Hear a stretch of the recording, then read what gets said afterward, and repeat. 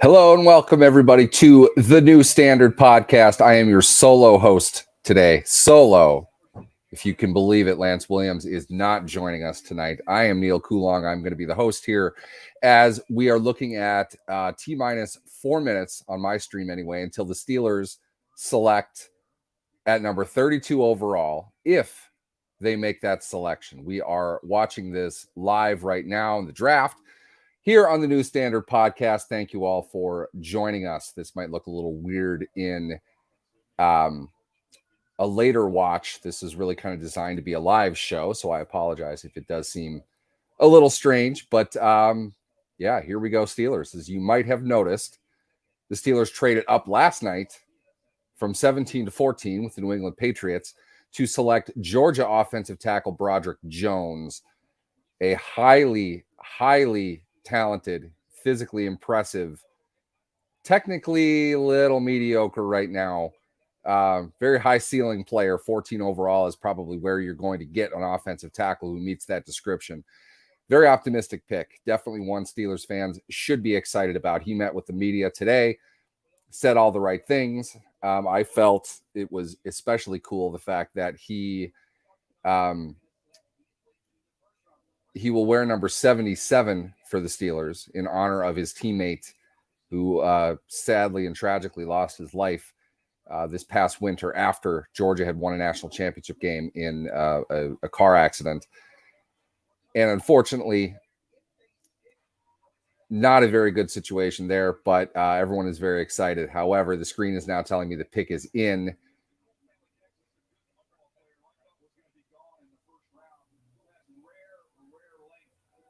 We are kind of waiting on this now. All the talk has always been about Joey Porter Jr. We would imagine that would be one of the top priorities for the Steelers at this spot. They need a cornerback. I have said repeatedly on this show, the Steelers want to address the cornerback position with one of their first two picks. Obviously, they went offensive tackle last night. I wouldn't be surprised if this was a cornerback. Joey Porter is a player I would imagine they would have looked at.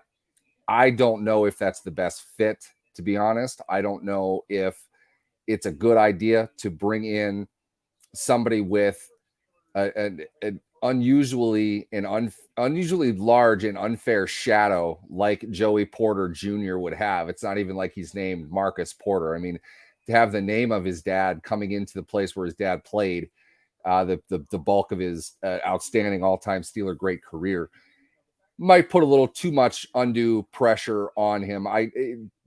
Just my gut. I don't really have anything else to go on than that. They might take Porter. I'm not sure. But we're going to listen in now as it appears. I believe this would be NFL VP. Who is it? Goodell doesn't do this. Is it Alan Faneca? I'm pretty sure Alan Faneca was supposed to be the Steelers pick announcer, and it is. Wearing his Hall of Fame jacket, Alan Faneca, who was bypassed for far too long for the Hall of Fame.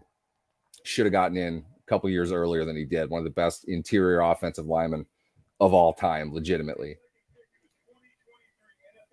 And the Steelers have selected Joey Porter, a cornerback out of Penn State. So no trade. The player that I would say 80% of all mock drafters sent to Pittsburgh at 17 overall comes to Pittsburgh at 32, local product, Penn State player. You might have heard of his dad.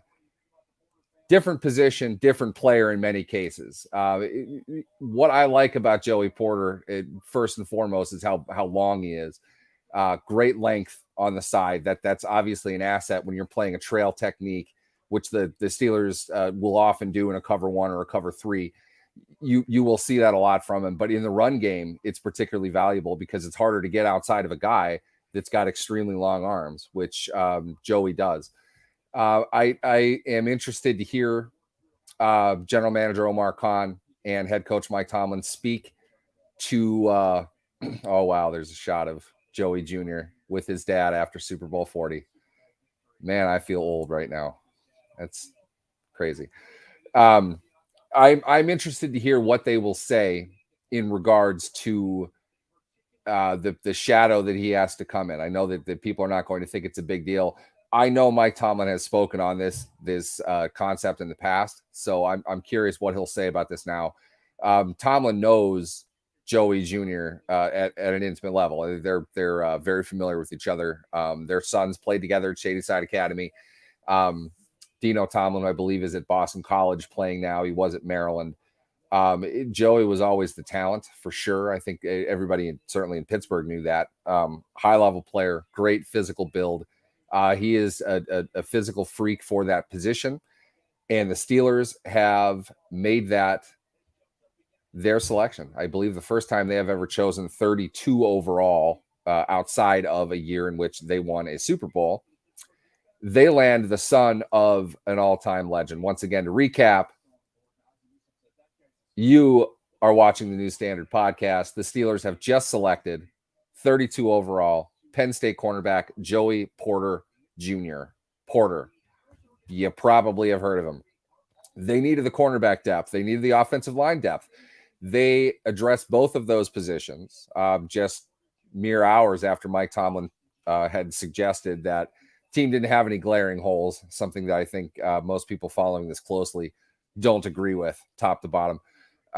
They did. I feel offensive tackle was probably a bigger hole on the field, but over the next 3 years, cornerback is a significant gap, which is to say they don't have any. They need to sign a bunch. I am fairly certain that they were going to go cornerback with this pick if they didn't trade it. We heard rumors, largely Ian Rappaport of NFL Network, as well as Adam Schefter of ESPN. Both of them suggested the Falcons, Titans, Raiders, and Commanders were all calling the Steelers in regards to this pick. Arizona is now on the clock at 33. The Steelers will pick again at 49. And it looks like it'd be fairly wide open. Not 100% sure exactly what direction the Steelers would go in. But there are good players left, obviously, and they have another top 50 pick to go. 2 of them down, you have to feel pretty good about the 2 that they've made. I can't say exactly who I would have gone with. I have said a couple times, and I'll stick to it. I don't know if Joey Porter is a high-level fit. I don't know if he is a high-level athlete for the position that he plays.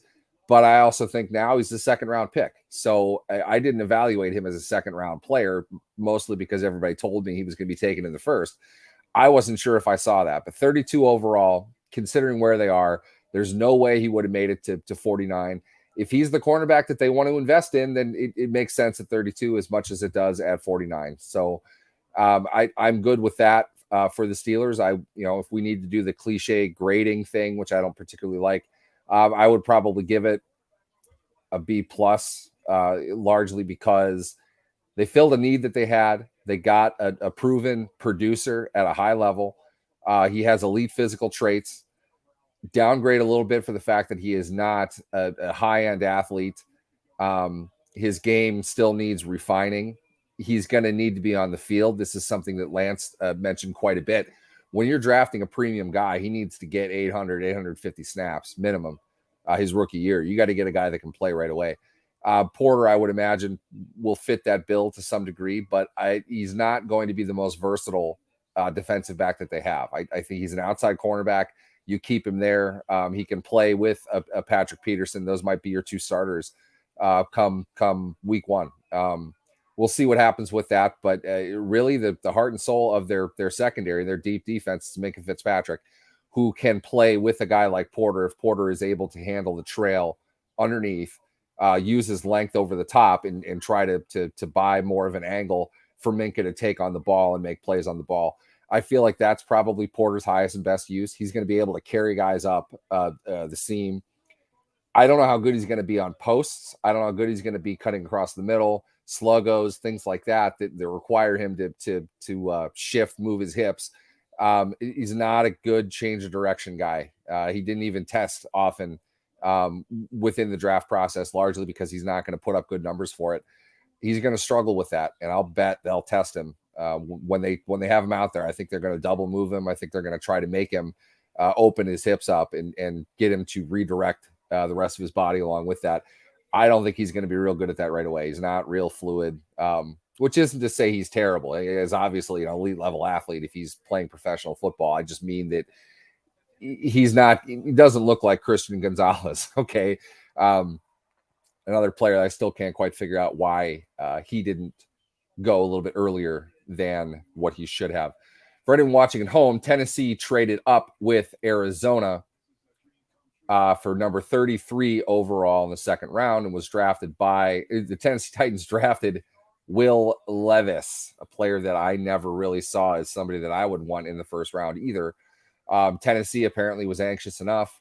They wanted to get a quarterback in a nice 2-pick haul for them so far, taking Peter Skoronski 11 overall and adding the mobile and relatively athletic Will Levis to their team. If it matters at all, Tennessee has taken quarterbacks in the third round. Last year, they took Malik Willis, another highly athletic, great open field runner with a nice arm who doesn't throw very accurately. So maybe that's the thing in Tennessee now. I'm not sure, but that's what they are. That's what they have.